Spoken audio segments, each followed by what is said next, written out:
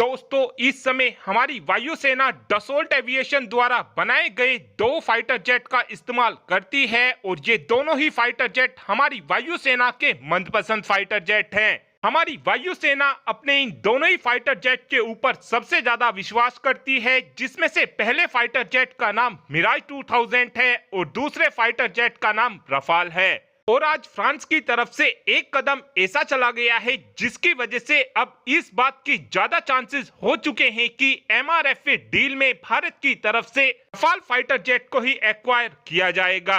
आप सभी ये बात जानते हो कि हमारी वायुसेना और हमारी नौसेना पहले भी 2 बार रफाल फाइटर जेट को सेलेक्ट कर चुकी है। पहले हमारी वायुसेना की तरफ से फ्रांस से 36 की संख्या में रफाल फाइटर जेट को खरीदा गया था और अब हमारी नौसेना भी जल्द से जल्द 26 रफाल मरीन फाइटर जेट को खरीदने वाली है। लेकिन अब भारत से 114 फाइटर जेट की मेगा डील को लेने के लिए फ्रांस ने भारत के अंदर ही रफाल फाइटर जेट की MRO फैसिलिटी को लगाने की पूरी तैयारी कर ली है और इस MRO फैसिलिटी के अंदर हम अपने मिराज 2000 और रफाल फाइटर जेट का मेंटेनेंस, रिपेयर और ओवरहॉल कर सकेंगे। इस फैसिलिटी का भारत में लगे होने का हमको सबसे बड़ा फायदा यह होगा कि अगर भविष्य में हमारे रफाल फाइटर जेट के अंदर कुछ भी दिक्कत आती है तो हम भारत के अंदर ही अपने रफाल फाइटर जेट को ठीक कर सकेंगे। और अब इस फैसिलिटी को भारत के अंदर बनाने के लिए डसोल्ट एविएशन ने जेवर इंटरनेशनल एयरपोर्ट के पास में लैंड को भी एक्वायर करना शुरू कर दिया है। साथ में डसोल्ट एविएशन की तरफ से ये भी बताया गया है कि नोएडा के अंदर हम इस फैसिलिटी को 2025 तक पूरी तरीके से ऑपरेशनल भी करने वाले हैं।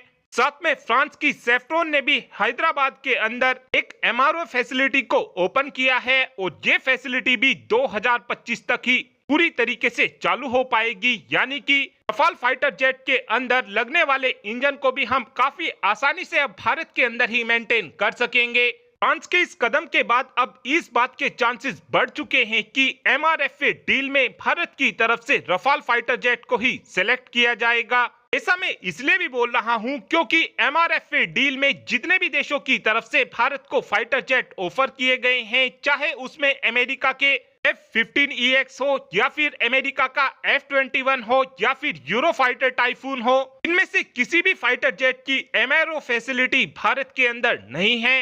यानी कि MRO फैसिलिटी लगने के बाद भारत के लिए सबसे अच्छी चॉइस रफाल फाइटर जेट ही होने वाला है। और अब आप ही कमेंट कर बता सकते हैं कि फ्रांस के इस कदम को देखने के बाद आपको क्या लगता है कि क्या हमको MRFA डील में रफाल फाइटर जेट को लेना चाहिए या फिर आपका ये मानना है कि हमको किसी अमेरिकन फाइटर जेट को लेना चाहिए। इस बात का आंसर आप कमेंट बॉक्स में दे सकते हैं। Thanks for watching this video. Have a good day.